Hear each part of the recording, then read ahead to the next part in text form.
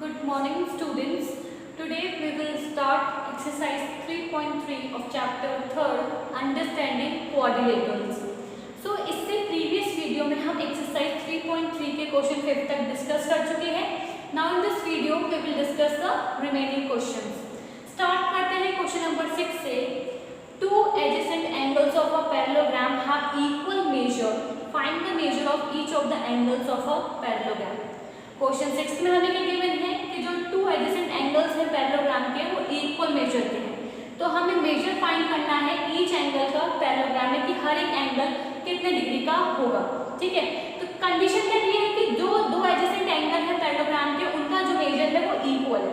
तो सबसे पहले हम लेट करेंगे कि let ABCD be a parallelogram. हमने ABCD एक पैरेललोग्राम मान लिया. ठीक है, अब उसके दो एडजेसेंट एंगल्स ले लिए हमने, एंगल A और एंगल B. हम जानते हैं कि सम ऑफ एडजेसेंट एंगल कितना होता है 180 डिग्री. तो angle A plus angle B किसके इक्वल आ गया 180 डिग्री के. क्वेश्चन 6 में बोला है कि जो एडजेसेंट एंगल्स हैं पैरेललोग्राम के वो इक्वल मेजर के हैं. ठीक है, इक्वल मेजर के हैं, that means angle A equal है किसके एंगल B के. तो हम एंगल B की जगह भी एंगल A रख सकते हैं ना. देखो angle A plus angle B is equals to 180 degree आ गया क्योंकि sum of adjacent angles of parallelogram होता है 180 डिग्री. कंडीशन दी है कि दो एडजेसेंट एंगल्स जो पैरेललोग्राम के वो इक्वल मेजर के हैं, दैट मींस एंगल A किसके इक्वल हो गया एंगल B के. तो हम A की जगह B की जगह A रख सकते हैं ना. तो एंगल A प्लस B की जगह हमने क्या रख दिया एंगल A, क्योंकि दोनों का जो मेजर है एंगल्स का वो इक्वल है. तो angle A plus angle A is equals to 180 degree. Angle A plus angle A कितना हो गया 2 of angle A is equals to 180 degree. Now 2 को यहाँ से रिमूव करेंगे तो एंगल A की हमारे पास वैल्यू आ जाएगी, कितनी आ जाएगी 180 को 2 से डिवाइड करोगे कितना आ जाएगा 90 डिग्री. तो एंगल A की वैल्यू कितनी आ गई हमारे पास 90 डिग्री. देखो एंगल A और एंगल B जो थे दोनों एडजेसेंट एंगल हमारे पास इक्वल मेजर के थे. तो हमको वैसे यहाँ से आइडिया लग चुका है कि एंगल A अगर 90 डिग्री है तो एंगल B भी कितना आएगा 90 डिग्री, क्योंकि एंगल A जो है वो एंगल B के बराबर है. तो अब इसमें रख देंगे वापस से angle A plus angle B is equals to 180 degree है. A की वैल्यू हम निकाल ही चुके हैं. तो एंगल A की जगह हम क्या रख देंगे 90 डिग्री रख देंगे. तो एंगल B की वैल्यू हमको मिल जाएगी. तो 90 plus angle B is equals to 180 degree और एंगल B की वैल्यू आ जाएगी 180 में से 90 माइनस करेंगे तो कितना आ जाएगा 90 डिग्री. तो एंगल B की वैल्यू आ गई 90 डिग्री. वैसे भी दोनों एंगल जो थे वो इक्वल मेजर के थे, तो अगर एंगल A 90 डिग्री तो एंगल B भी कितना आ गया हमारे पास 90 डिग्री. ठीक है, अब हम ये बात जानते हैं कि जो पैरेललोग्राम होता है उसमें जो अपोजिट एंगल्स होते हैं वो इक्वल होते हैं. तो A के अपोजिट में C, तो अगर एंगल A जो है वो 90 डिग्री तो C भी कितना होगा 90 डिग्री. एंगल B के अपोजिट में एंगल D होता है, तो D अगर 90 डिग्री है तो एंगल D भी कितना होगा 90 डिग्री. तो हमारे पास चारों जो एंगल होंगे वो कितने डिग्री के होंगे 90 डिग्री. नाउ 7th क्वेश्चन है the adjacent figure HOPE HOPE is a parallelogram. Find the angle measures x, y, z. State the properties you use to find them. Question 2 में हमें एक एडजेसेंट फिगर गिवन है HOPE का HOPE जो कि एक parallelogram है. क्या है? एक पैरेललोग्राम है. हमें उसमें एंगल्स का मेजर फाइंड करना है x, y, z का, और इनको फाइंड करते हुए जो प्रॉपर्टीज हम यूज करेंगे हमें वो भी लिखनी है. ठीक है, तो देखो हमारे पास फिगर गिवन है. इस फिगर में HOPE हमारा क्या है एक पैरेललोग्राम है. ठीक है, तो हम वैल्यूज फाइंड करेंगे किसके एंगल्स फाइंड करेंगे x, y, z के. तो देखो y जो होगा वो किसके इक्वल हो जाएगा 70 के. y किसके इक्वल हो गया 70 के, क्योंकि वो ऑल्टरनेट इंटीरियर एंगल बना रहा है. कौन सा एंगल बना रहा है alternate interior angle. So y is equals to 70 degree. तो y की क्या वैल्यू आ गई 70 डिग्री. उसके बाद जो एंगल P है वो भी कितना हो जाएगा वापस से 70 डिग्री हो जाएगा, क्योंकि अगेन वो क्या होगा एक ऑल्टरनेट इंटीरियर एंगल बना रहा है. y इक्वल हुआ 70 है, तो y के पास जो एंगल है P वो पूरा ही एंगल किसके इक्वल हो जाएगा 70 के, अगेन ऑल्टरनेट इंटीरियर एंगल.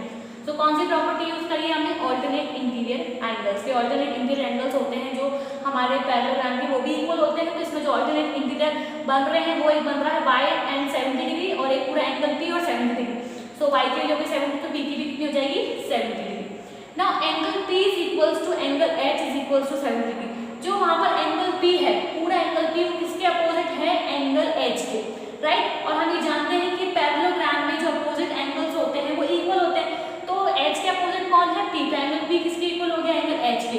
तो अभी हमने एंगल P की वैल्यू फाइंड कर ली. एंगल P पूरा कितना है 70 डिग्री है. ये 70 डिग्री कैसे आया था, क्योंकि एंगल P किसके ऑल्टरनेट इंटीरियर एंगल था 70 के, तो एंगल पी की वैल्यू आई थी 70, तो यहाँ पर एंगल पी की जगह अगर एंगल पी की वैल्यू 70 तो एंगल एच की भी कितनी हो गई 70 हो गई, because opposite angles of parallelogram are equal. जो अपोजिट एंगल्स होते हैं पैरेललोग्राम के इक्वल होते हैं, ये प्रॉपर्टी हम जानते हैं। अब देखो यहाँ पर हमने किसकी फाइंड कर ली, y की वैल्यू फाइंड कर ली है। अब उसके बाद हम किसकी वैल्यू फाइंड करेंगे, z की फाइंड करेंगे। अब देखो जो z है इसकी वैल्यू हमें फाइंड करनी है। हमें एंगल h की वैल्यू पता है और हमें एक एंगल पता है 40। अगर मैं एंगल h में से 40 माइनस कर दूं तो मेरी z की वैल्यू आ जाएगी कि नहीं आ जाएगी। तो एंगल h हमारे पास 70 में से हम 40 को माइनस कर देंगे तो एंगल z की वैल्यू आ जाएगी। z की वैल्यू कितनी आ गई 30 डिग्री। ठीक है, तो हमारे पास z की वैल्यू आ चुकी है 30 डिग्री और y की आ चुकी है 70। हमें किसकी फाइंड करनी थी, x y z की करनी थी, तो अब हमारे पास बचा है x। अब जो एंगल h है और एक एंगल x है, कौन सा angle, angle h plus angle x, ये हमारे पास एडजेसेंट एंगल है। और हम ये जानते हैं पैरेललोग्राम में एडजेसेंट एंगल्स जो होते हैं उनका सम 180 डिग्री होता है।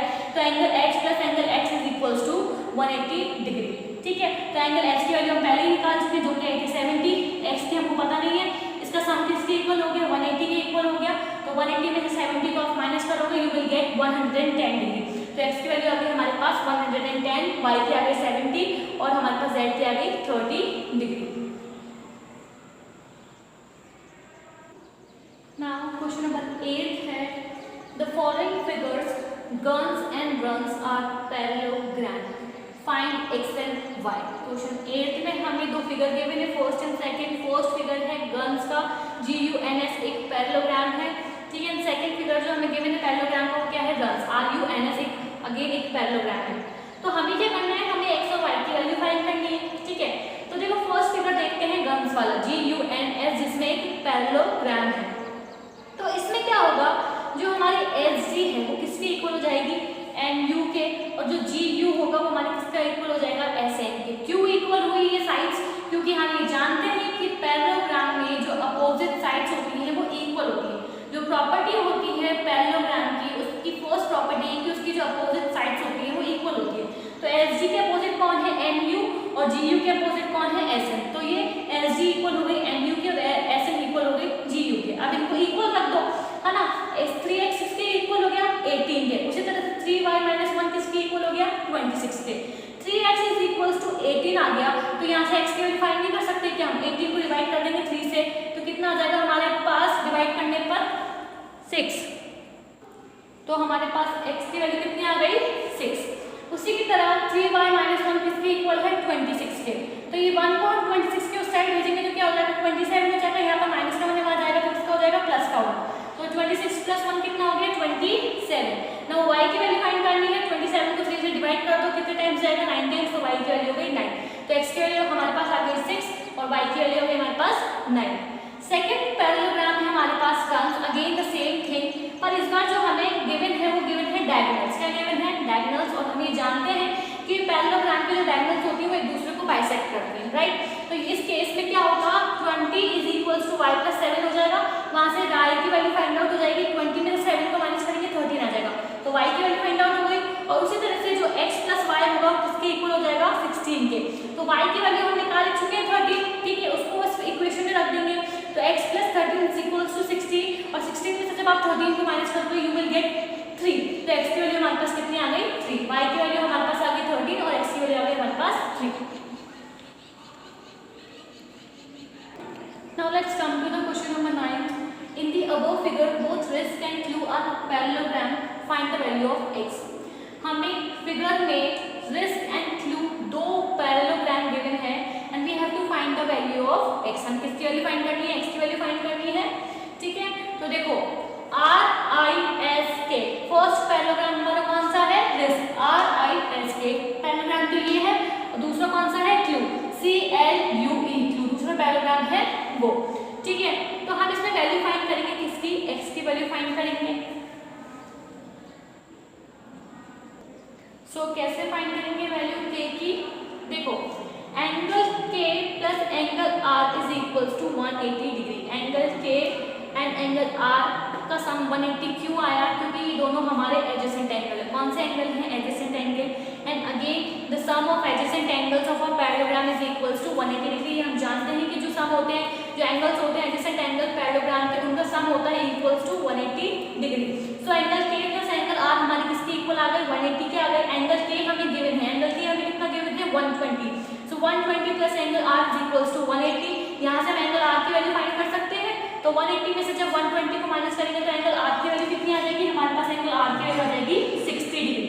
ठीक है, तो यहाँ से एंगल आर की वैल्यू आ चुकी है 60 degree. Now angle R is equals to angle S I L. देखो एस आई एल जो एंगल है वो किसके इक्वल है, आर के। वाई सो, बिकॉज वो कॉरस्पॉन्डिंग एंगल्स है। एंगल आर किसके कॉरस्पॉन्डिंग है, एंगल एस आई एल के। तो अगर एंगल आर जो है हमारा 90 डिग्री है तो एंगल एस आई एल भी कितना हो जाएगा, सॉरी 60 डिग्री है तो एंगल एस आई एल कितना हो जाएगा, 60 degree, because of corresponding angles. कौन से एंगल्स बना रहे हैं, ये कॉरस्पॉन्डिंग एंगल्स बना रहे हैं। तो एंगल आर अभी हमने निकाला 60 डिग्री था, तो एंगल एस आई एल भी कितना हो गया, 60 डिग्री। ऑल्सो ई सी आर, अब देखो ई सी आर जो है वो किसके इक्वल होगा, एंगल एल के इक्वल हो जाएगा। क्यों हो जाएगा, क्योंकि अगेन ई सी आर जो है वो कॉरस्पॉन्ड है किसके, एंगल एल के। दोनों ही हमारे कॉरस्पॉन्डिंग एंगल्स है और कॉरस्पॉन्डिंग एंगल्स इक्वल होते हैं पैरेललोग्राम में। सो अगेन अगर एंगल एल की हमें वैल्यू गिवन है 70, तो एंगल ई सी आर भी कितना हो जाएगा, 70। हमें तो एंगल एक्स की वैल्यू फाइंड करनी है। ठीक है, हमारे पास कौन कौन से एंगल्स निकल चुके हैं, देखो हमारे पास एंगल निकल चुके हैं। एंगल एस आई एल निकल गया 70, ठीक है, और ई सी आर निकल गया 7, कितना निकल गया, ई सी आर निकला अपना 70 और एस आई एल निकला है अपना कितना, 60। ठीक है, सो देखो यहाँ पर एक ट्रायंगल फॉर्म हो रहा है। नाउ एंगल सम प्रॉपर्टी लगाते हैं ट्रायंगल की, तो तीनों जो एंगल्स होते हैं उसका सम किसके इक्वल होता है, ट्रायंगल में 180। तो angle x plus 60 plus 70 is equals to 180 degree.